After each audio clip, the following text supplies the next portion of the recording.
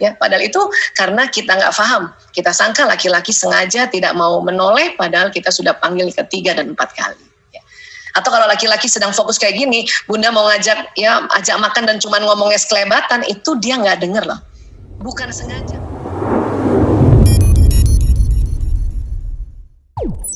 Bismillahirrahmanirrahim, kita mulai. Iya, merawat cinta sampai ke surganya, Masya Allah. Baik, cinta. Wah, kalau bicara cinta ini kadang-kadang definisinya susah nih. Banyak sekali definisi dari berbagai macam sudut pandang ya. Coba kali ini kita kasih definisinya ini ya. Pikiran dan perasaan yang memperhatikan, menyukai, menyayangi secara mendalam dan penuh kasih sayang, dan senantiasa mau melakukan apa saja untuk yang dicintainya. Ini definisi cinta dari berbagai sudut, kemudian kita gabungkan. Jadi ini tentang pikiran dan perasaan kita ya. Pokoknya ada ciri khasnya memperhatikan, kemudian menyukai, menyayangi secara mendalam dengan penuh kasih sayang, dan senantiasa mau melakukan apa saja untuk yang dicintainya.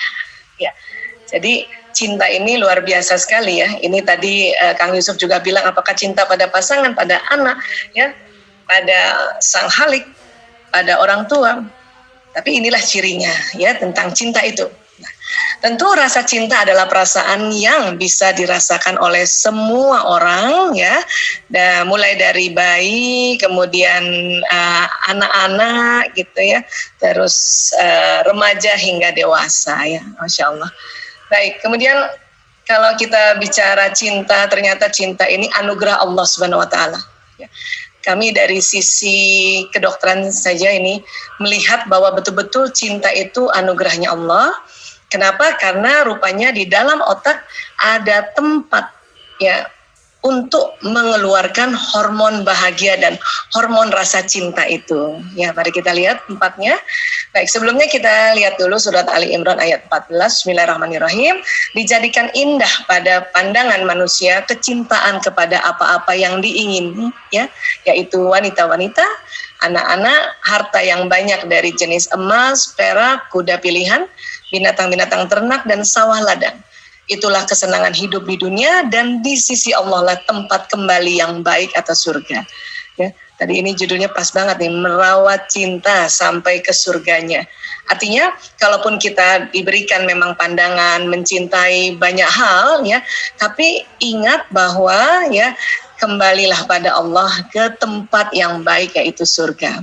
Ya, baik. Kemudian kalau ini otak ya, saya sering sekali modul kami berbasis otak. Inilah otak manusia, Allah taruh di kepala, terdiri dari otak besar dan otak kecil ya, dan terbagi dua juga ya, belahan kanan dan belahan kiri.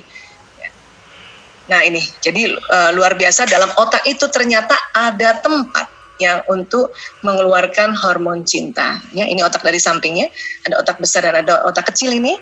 Kemudian dia dari atas ini terbagi dua belahannya, belahan kanan dan belahan kiri. Ini yang bagian dahi. Ya. Dan di dalam otak ini yang tadi saya bilang ada hormon bahagia yang ada kita sebut namanya kelenjar pituitary. Di sini hormon bahagia, dan juga dari hormon bahagia ini muncul rasa cinta. Di sini nih. Tempatnya persis di tengah otak itu, di bawah otak, di bawah dasar otak persis. Kalau pertemuan dua alis ini agak ke atas sedikit, kalau dibor ke dalam itu ada kelenjar pituitary, disitulah hormon bahagia, hormon cinta, dan hormon yang mengurangi rasa sakit. Biasanya ibu-ibu kalau sakit kepala langsung pijat sini ya Bu. Coba pegang dulu kepalanya Bu, pertemuan dua alis. Nah ini kalau dibor ke dalam, ini ada kelenjar pituitary. Di situ kalau kita stimulasi, hormon bahagia keluar, hormon cinta keluar, dan hormon menghilangkan atau mengurangi rasa sakit. Ya ada di situ. Nah, kemudian kita selain kita tahu bahwa cinta itu anugerah, jadi dari sisi otak itu memang Allah sudah kasih ya. Jadi ini anugerah Allah cinta ini karena ada tempatnya memang. Kemudian kita diminta juga untuk sabar menghadapi perbedaan ya, dengan pasangan, tentu perbedaan jenis kelamin, ya, perbedaan watak, perbedaan budaya, perbedaan umur dan sebagainya. Ini juga diminta salah satu caranya untuk menjaga atau merawat cinta ini paling afdal memang sabar, ya. Sabar dalam membangun rumah tangga, kalau di surat An-Nisa ayat 19 ya dikatakan Bismillahirrahmanirrahim, dan bergaulah dengan mereka secara patut. Kemudian jika kamu tidak menyukai mereka, maka bersabarlah, karena mungkin kamu tidak menyukai sesuatu, padahal Allah menjadikan padanya kebaikan yang banyak. Jadi ini makanya kita disuruh bersabar nih. Tentu sabar ini ya bukan hanya sekedar menekan ya, tapi sabar ini ada kaitannya upaya-upaya untuk mengerti, untuk memahami, untuk terus belajar, sehingga ya kesabaran dalam mencari informasi, mencari pengetahuan tentang ya bagaimana untuk menjaga atau merawat cinta ini, nah itulah termasuk juga sabar. Baik, kemudian jelas ini dalam surat Ar-Ra'd ayat 22 ya. Bismillahirrahmanirrahim, dan orang yang sabar karena mengharap keridhaan Tuhannya, ya, melaksanakan sholat dan menginfakkan sebagian rezeki yang kami berikan kepada mereka secara sembunyi-sembunyi maupun terang-terangan. Ya, ini luar biasa, ini kita disuruh sholat dan wa anfaqu mimma razaqnahum sirron, ya, secara sembunyi-sembunyi, wa alaniyah, ya, maupun terang-terangan. Jadi ini jelas sekali, saya luar biasa terima kasih buat Rumah Zakat yang memfasilitasi kita semua untuk bisa menginfakkan sebagian rezeki, ya, apakah wakaf, apakah sedekah, apakah infak dan sebagainya, ya. Karena memang inilah nanti yang menjadi ya kita punya ya perawatan cinta untuk sampai ke surganya. Kenapa? Karena orang itulah yang mendapat tempat kesudahan yang baik. Yang bagaimana? Yaitu surga-surga Aden. Jannatu Aden. Yadkhulunaha wa man sholaha min abaihim wa azwajihim wa zurriyatihim. Ya. Jadi memang surga Aden ini nanti masuknya sama-sama orang soleh dari nenek moyang kita juga. Pasangan-pasangan, anak cucu. Masya Allah. Dan kemudian disambut oleh malaikat, wal malaikatu yadkhuluna alaihim min kulli bab. Ya, jadi malaikat menyambut. Masuknya dari mana? Dari tempat-tempat ya mereka dari semua pintu, kulli bab, ya, dari pintu. Dan malaikat itu memberikan salam, mengucapkan salam, ya, salamun alaikum bima sabartum fani, ya, fani ma'ubadar, ya, uqbadar. Jadi selamat sejahtera atasmu karena kesabaranmu, ya, bima sabartum, ya, fani ma'ubadar, ya, maka alangkah nikmatnya tempat kesudahan itu. Jadi tempat kesudahan ini kan yang dimaksud adalah surga. Jadi sekali lagi memang yang disambut itu selain tadi kita disuruh sholat, kemudian kita disuruh sedekah, ya, kemudian ini lagi nih sabar, kesabaran. Insya Allah ya disuruh sabar, ya. Baik, dan kemudian kali ini karena mungkin tadi saya lihat banyak sekali Bapak Ibu teman-teman yang sudah berpasangan atau Bapak Ibu yang muda, tentu kita perlu tahu juga bagaimana tanda cinta pasangan hidup kita, ya. Karena setelah tadi kita sudah ikuti semuanya ini, kemudian kita sudah tegakkan ibadah kita juga, terus kita juga lihat tanda cinta pasangan hidup, ya. Apa sih itu? Senang memiliki waktu bersama namun tetap menghargai waktu pribadi pasangan. Jadi yang namanya cinta sama pasangan, dia nggak melulu berduaan terus sampai akhir hayat. Ya, memang senang memiliki waktu bersama, tapi kita menghargai juga waktu pribadi pasangan. Mungkin dia harus kumpul juga sama teman kerjanya, kan? Ya, atau teman nonton sepak bolanya, barangkali yang bapak-bapak senang nonton bola, ya. Sok silakan gitu. Bapak-bapak juga memberikan ya waktu kepada istrinya untuk misalnya punya waktu pribadi, punya me time, istirahat kah, ya, atau me time kumpul dengan teman-teman untuk kajian kah. Nah, ini bisa kayak gitu, ya. Nah, ini juga tanda cinta sebetulnya. Okay? Kemudian apalagi saling menghargai dan menghormati pendapat satu sama lain. Ini jelas sekali. Ya, kadang-kadang berantemnya gara-gara kita nggak menghargai dan menghormati ini. Ya. Kemudian apalagi membiarkan perasaan dan dirimu menjadi rentan saat bersamanya. Ya. Jadi kalau apalagi buat istri, ya, kalau istri lagi dekat suami, coba deh biarkan kita tuh kayaknya nggak sanggup apa-apa gitu, apa-apa mintanya sama suami, coba bikin kayak gitu. Karena memang ya membiarkan perasaan dan diri kita rentan saat bersamanya itu membuat, apalagi yang laki-laki ya, membuat laki-laki merasa oh saya dibutuhkan. Dan memang begitu otak laki-laki. Laki-laki sangat senang kalau istrinya itu bermanja-manja. Bahkan ada riset tahun 2010, laki-laki senang kalau istrinya atau lagi ditelepon atau cuman berdua saja, suaranya itu manja kayak anak kecil. Wah, Masya Allah. Ya, teman-teman bisa latihan gitu.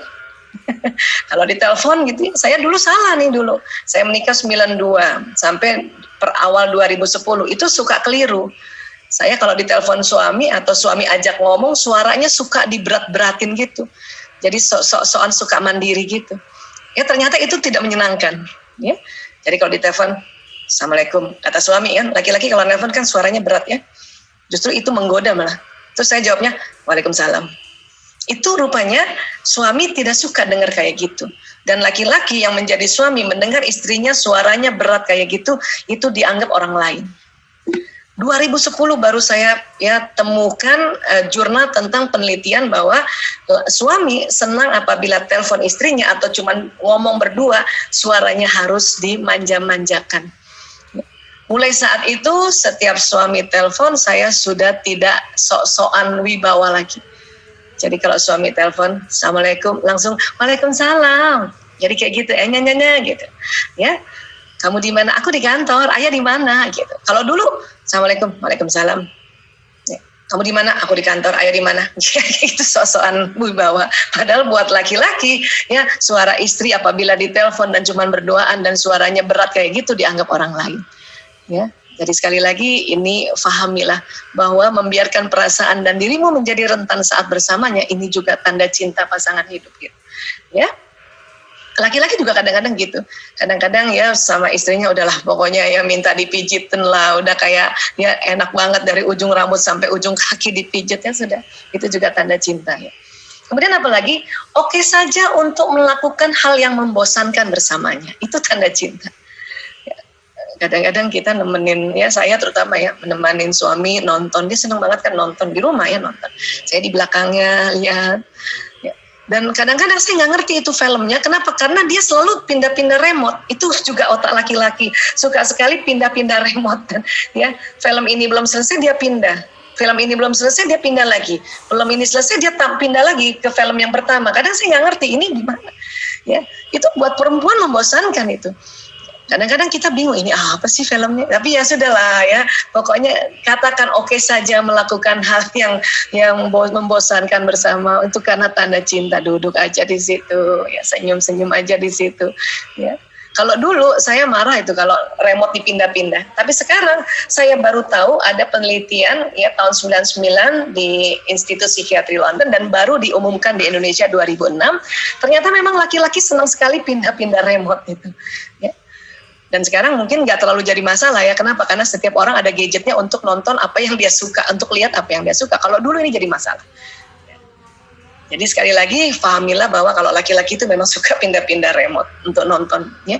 Buat apa? Buat laki-laki. Karena laki-laki ingin mencari solusi. Makanya kalau dia lihat film ini udah pernah, ya ganti lagi, oh udah pernah, ganti lagi udah pernah. Terus kadang-kadang karena sudah pernah ya dibalik lagi film yang pertama, oh ini aja. Itulah laki-laki. Ya. Beda sama perempuan, ini buat para ayah, para suami, fahamilah, perempuan kalau nonton itu harus satu saja, ya. Jadi antara scene episode 1 itu dia nggak mau pindah-pindah, ya. Kadang-kadang antara scene 1 dengan scene berikutnya kan ada iklan. Nah, iklannya pun ditonton, ya itulah kita perempuan. Ya, kita nggak mau pindah gitu. Kita selalu tanya ini gimana gitu.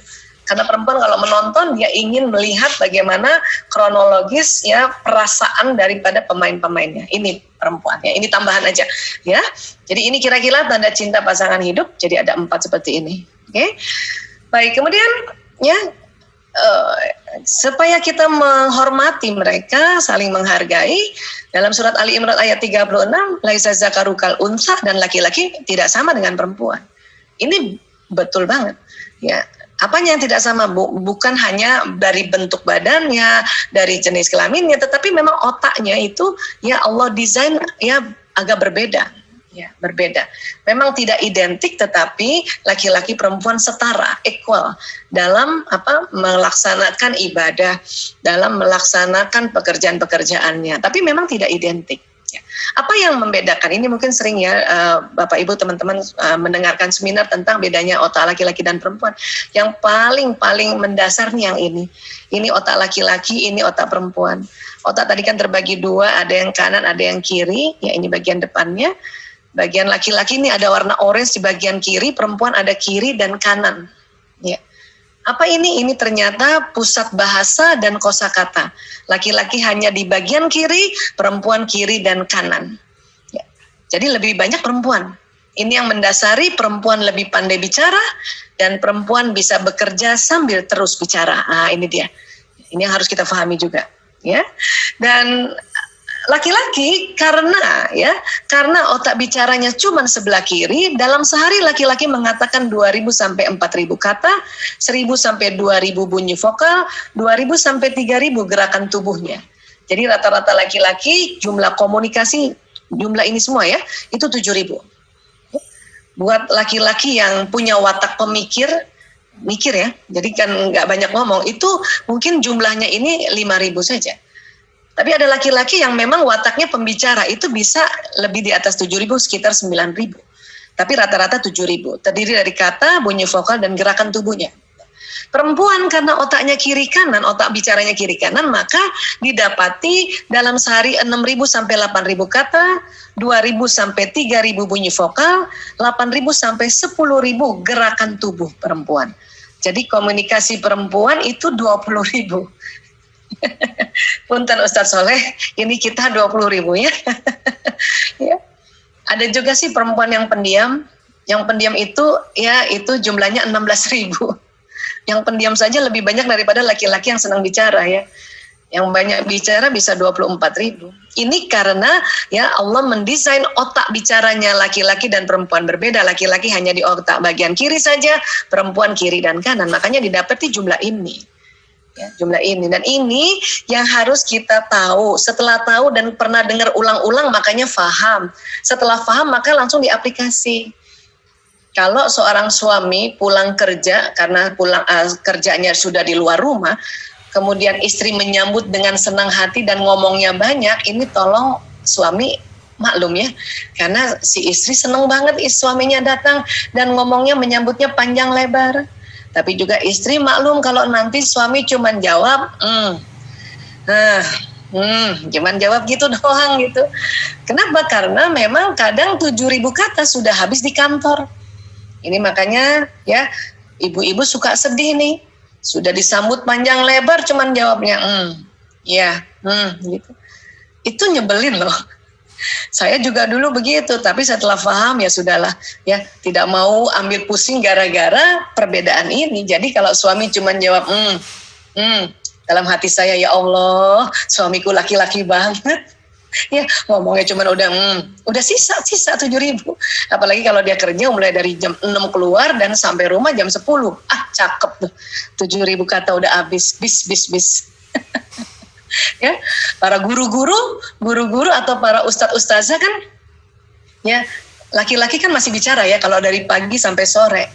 Tapi ya bapak guru masih ngomong, ibu guru masih ngomong pagi sampai sore. Tapi malam hari pak guru sudah siang nih udah diam ini, ibu guru masih ngomong. Kenapa? Karena 20.000 kata masih ada ini. Jadi kadang-kadang saya pernah tuh ngobrol-ngobrol pada istri-istri para ustadz-ustadz kita gitu ya. Dia suka heran, Bu Aisyah kenapa ya suami saya kalau sama jamaahnya ngomong, kenapa sama saya nggak ngomong? Saya bilang, ibu teh ketemunya malam. Makanya kalau suaminya ngajar, Bu ikut aja supaya dengar 7.000 katanya. Kalau enggak nanti sedih, merasa kesel karena ya ngomongnya selalu sedikit. Dan buat tips para bapak ini kalau mau buat perempuan sayang sama suami ya, boleh nggak saya kasih tahu ini? Saya juga dapat dari gubernurnya Bank Indonesia nih Pak Ferry ya Warjio. Dia punya tips begini. Sampai di rumah kan memang dia 7.000 kata sudah mulai sedikit nih. Tapi ya dia bisa pandai, dia tanya sama istrinya, Mama tadi seharian ngapain aja? Akhirnya si istri ceritalah dari yang tadi pagi dia kerjakan sampai malam hari. Alhamdulillah 20.000 nih bisa dikeluarkan. Itu pinter tuh. Itu tips yang boleh diikutin itu. Satu kalimat langsung diomongin gitu. ya. Kenapa perempuan ini 20.000 ya? Karena memang otak bicaranya kiri dan kanan. Ini juga yang mendasari nanti kalau perempuan panjang lebar chatting sama suami dan suami kadang cuma jawab oka, tolong nggak usah baper ya. Kenapa? Karena laki-laki itu jawabnya cuma sedikit-sedikit oka ya, atau jempol begini gitu. Kalau kita memang stoknya banyak maka semua ditulis ya. Laki-laki kalau ketawa kan emotikonnya cuma 1 ya. Kalau kita perempuan 5. Emotikonnya 5, udah tambah emotikon 5, masih ada tambahan kata-kata hehe titik, hehe, itu perempuan karena stoknya banyak. Dan perempuan menurut riset ya, menurut penelitian, wanita bila dalam sehari komunikasi kurang dari 16.000 kata, maka tidur malamnya tidak nyenyak. Jadi punten, jadi para bapak biarkan istri chatting panjang lebar gitu ya. Dan para wanita juga kalau suami udah jawab oka, udah syukur alhamdulillah. Kenapa? Syukur dijawab. Kadang-kadang cuman di-read, nggak dibales. Itu biasanya kalau ada bapak-bapak atau suami kita panjang lebar chat, kemudian dia cuman read, nggak dibales, cuman baca nggak dibales, oh itu berarti stok 7.000-nya udah habis-habisan. Sabar saja, tunggu besok pagi. Insya Allah pagi-pagi itu suami pasti jawab ya. Jadi tenang, kita tidur malam aja dengan nyenyak ya. Maka mari carilah 16.000 kata ini bagaimana disalurkan dengan baik ya. Kalau sudah bisa one day one juice, wah Masya Allah keren banget ini, Masya Allah tersalurkan ya. Yang suka ngajar ya, ngasih ya, kayak saya nih kan sering ngajar nih Ustadz Soleh ya. Suami saya seneng banget kalau dia lihat satu hari saya seminarnya 3 kali. Dia seneng banget. Alhamdulillah istri saya sore malam. Alhamdulillah. Insya Allah malamnya tidur nyenyak istri saya ini. Tapi pas dia tahu saya libur, apa? Kamu libur? Iya saya libur. Aduh, berarti sore-sore saya harus ngomong panjang lebar sama kamu. Ya. Tapi ini jadinya jadi sesuatu yang lucu aja. Kenapa? Karena kita sudah sama-sama tahu, sama-sama ya dengar terus-terusan. Saya juga termasuk dengar terus-terusan. Akhirnya kita paham dan akhirnya ya alhamdulillah. Yang kayak gini sudah nggak usah lagi buat berantem, buang energi, ya nanti tidak bisa merawat cinta, ya. Baik. Dan kemudian pada saat ini ibu-ibu yang anaknya dampingi anaknya belajar dari rumah, belajar PJJ, apa istilahnya, belajar daring, belajar online dan sebagainya, itu sanggup insya Allah sanggup, percayalah sanggup. Ya, masih juga bebenah yang lain masih sanggup insya Allah, percaya ya. Ya, kenapa? Karena ini saatnya kita banyak banget menjadikan ya mengajarkan anak-anak sebagai ladang amal kita juga ya. Apa yang nanti kita ajarkan pada anak-anak kalau dia pakai terus-terusan ya, itu tadi waktu Ustadz Soleh sudah paparkan, ini termasuk juga kan menjadikan ya amal kita yang terus-menerus, yaitu apa ya, ilmu yang bermanfaat. Dan anak-anak karena senang orang tuanya ngajarin, makanya dia juga doakan dengan ikhlas, Masya Allah ya. Apalagi sudah juga ya berwakaf di rumah zakat gini, oh, alhamdulillah ya. Baik, dan kemudian otak dibelah, ya di tengah ini ada corpus callosum. Beberapa teman-teman juga sudah pernah dengar seminar ini, tapi saya suka ulang-ulang. Ya, corpus callosum itu di tengah persis, ini menghubungkan otak kiri kanannya manusia, ya. Dan ternyata perempuan lebih tebal, Ya. Nah, corpus callosum kira-kira seperti ini, tempatnya persis di tengah gitu. Laki-laki ada, perempuan ada, dan perempuan lebih tebal 30% corpus callosumnya ini dibanding laki-laki. Ya, ini jurnalnya banyak tentang corpus callosum yang lebih tebal. Nih. Dan kenapa? Karena lebih tebal jadinya apa perempuan? Karena lebih tebal maka perempuan mampu mengerjakan berbagai pekerjaan yang tidak saling berhubungan dalam satu waktu. Nah, ini perempuan. Jadi bayangkan kita sudah dikasih corpus callosum tebal, ya, kemudian komunikasi 20.000, maka pekerjaan di rumah harusnya bisa dikerjakan. Ya, manfaatkan semaksimal mungkin. Nanti kita ditanya sama Allah, ya, apa gunanya kamu itu punya corpus callosum tebal? Apa gunanya kamu dikasih 20.000 kata per hari? Kalau mau dampingin anak aja udah marah, mau dampingin anak aja udah keras dan sebagainya. Ya. Jadi inilah yang harus kita pahami ya, bahwa ya memang kita diberikan anugerah yang agak berbeda atau desain otaknya berbeda pada ya dibanding laki-laki. Ya. Baik, kalau laki-laki bagaimana? Corpus callosumnya ini laki-laki dibuat untuk pekerjaan khusus. pada saat laki-laki fokus pada pekerjaan di depannya, setelah 10 menit ke atas, otaknya konsentrasi dan pendengarannya menurun.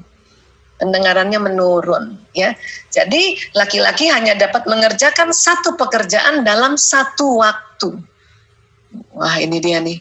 Jadi laki-laki itu konsentrasi. Makanya ketika pria membaca koran, pegang buku, pegang gadget, nonton televisi, pria tidak mendengar apa yang dikatakan wanita. Jadi para bunda, kalau suami sedang fokus kayak gini, di atas 10 menit ya, di atas 10 menit ya. Kalau baru pertama duduk, kita panggil masih dengar. Tapi setelah 10 menit, otaknya konsentrasi, ini pendengarannya menurun. Maka kadang bunda akan panggilnya ya 3-4 kali. Begitu juga pada anak laki-laki. Ini bukan mereka tidak mau menjawab, tapi memang lagi konsentrasi, pendengarannya menurun. Nggak dengar memang. Dan bukan sengaja. Itu karena sedang konsentrasi. Maka tidak usah bertengkar gara-gara ini. Kalau bertengkar gara-gara ini, itu melunturkan cinta kita. Kita nggak merawat cinta kita. Ya, malah paham aja. Nengok. Kadang-kadang bapak-bapak nengok istrinya mukanya udah muram, matanya udah melotot gitu ya. Kata bapak-bapak, saya heran ya kenapa istri-istri kalau manggil matanya melotot. Saya bilang itu panggilan keempat, Pak.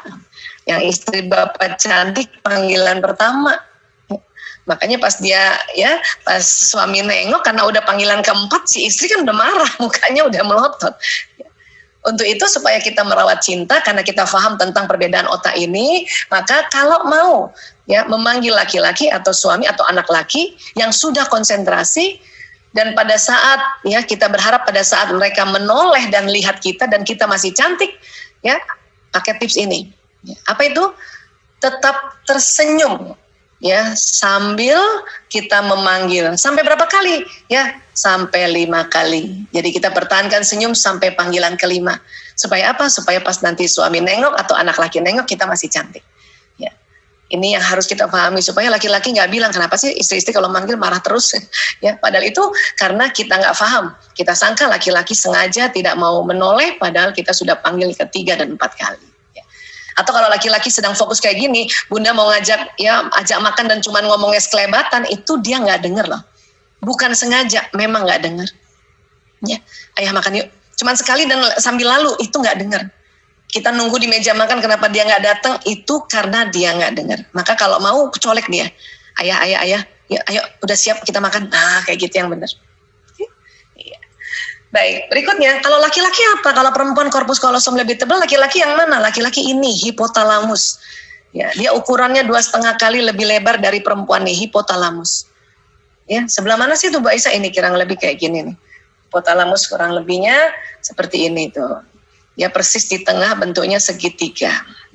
Ya, bentuknya segitiga, laki-laki lebih lebar 2,5 kali dibanding perempuan. Nah, ini dia. Dia persis di tengah itu. Persis di tengah, di tengah sejajar kelenjar pituitari tadi. Ya, tapi ini namanya hipotalamus. Laki-laki lebih lebar. Ya. Apa fungsi hipotalamus? Sebenarnya fungsi hipotalamus itu banyak.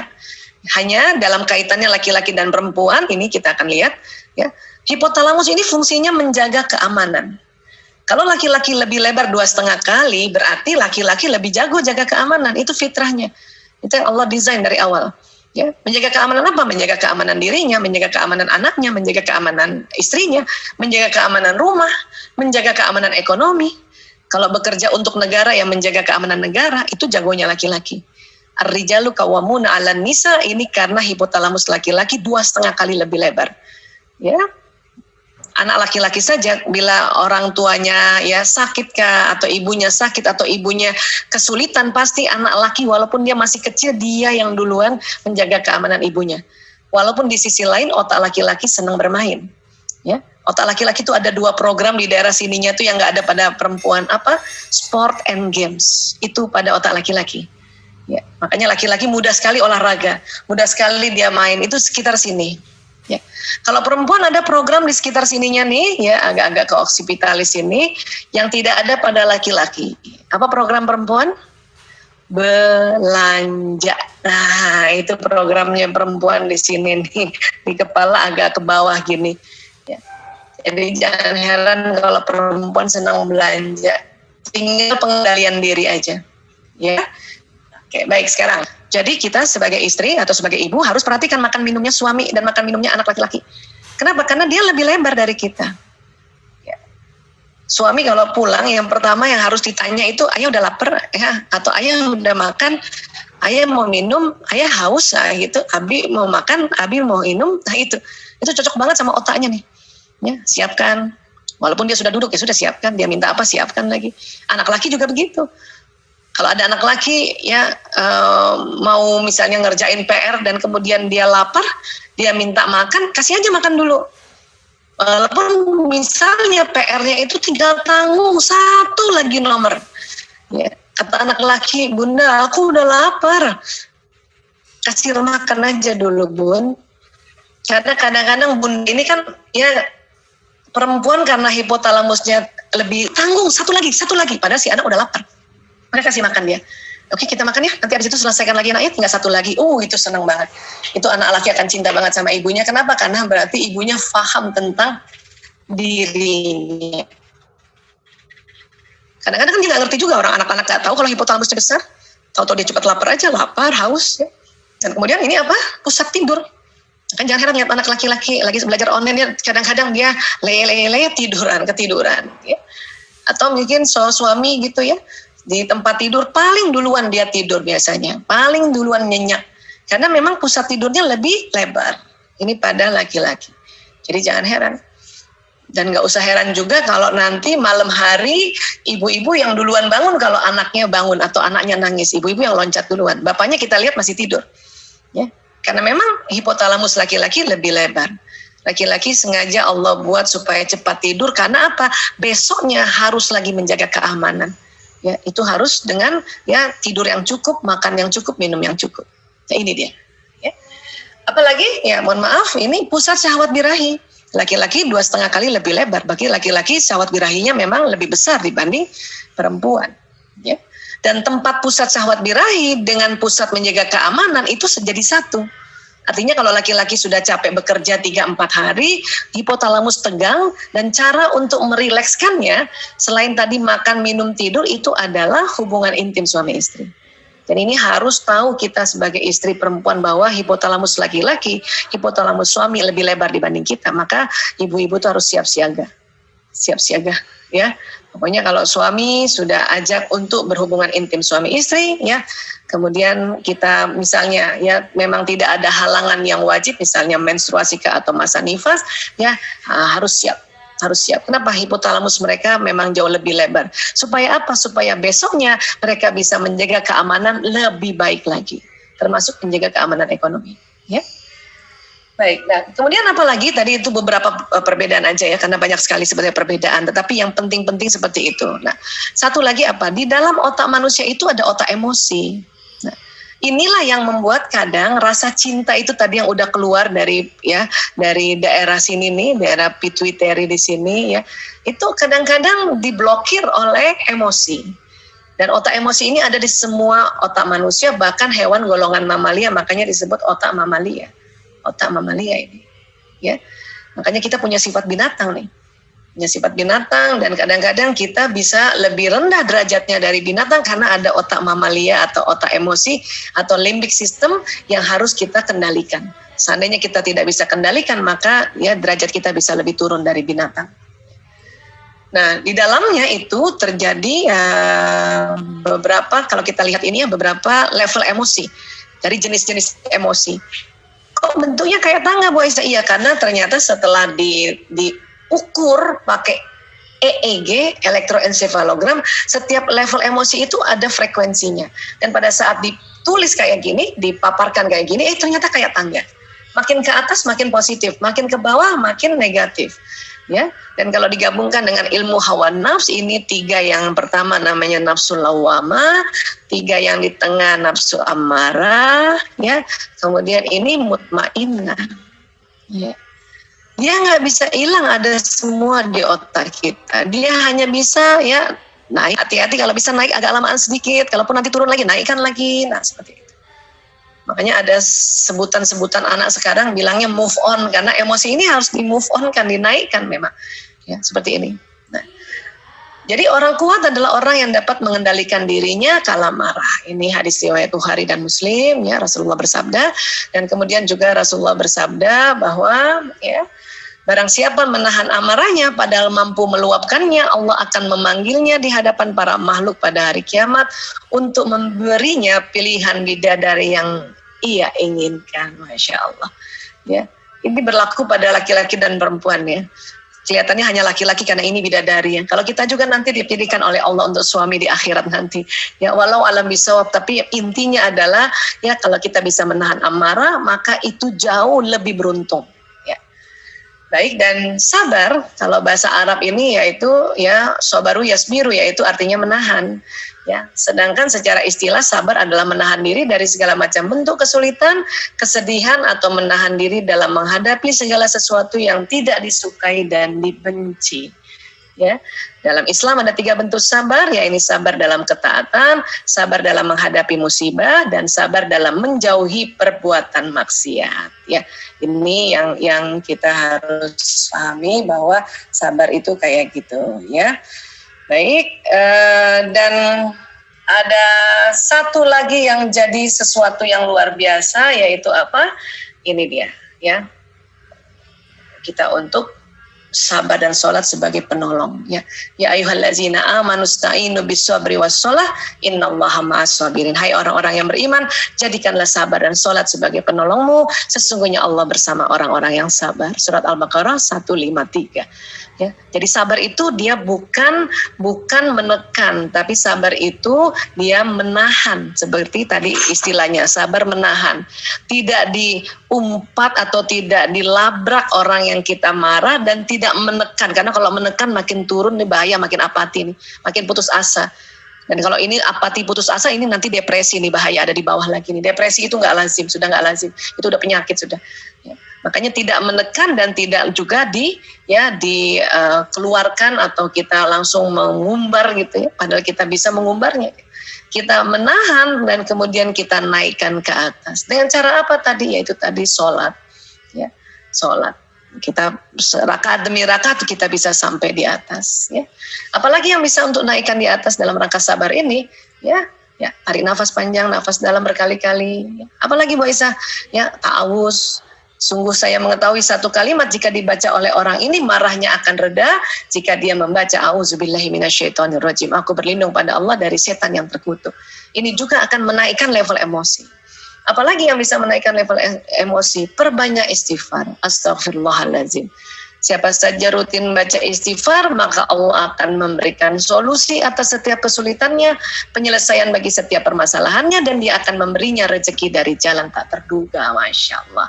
Ya, ini luar biasa. Jadi ternyata dengan kita istighfar itu kita bisa naikkan level emosi. Ya. Dan rezeki karena istighfar ini, surat Nuh ayat 10 dan 11, beristighfarlah kepada Tuhanmu, sesungguhnya dia adalah maha pengampun, pasti dia akan mengirimkan hujan kepadamu dengan lebat dan memperbanyak harta. Nah, inilah cara-cara kita untuk bisa naik level emosi. Apalagi yang bisa naik level emosi, ya, itu selain sholat, ya, istighfar, baca Quran, sharing, ngobrol, ya, dengar seminar, dengar tausiah, baca buku dan sebagainya, itu insya Allah akan menaikkan level emosi kita sampai ke zona ikhlas atau nafsu mutmainnah. Ya. Baik, saya mungkin sampai sini dulu.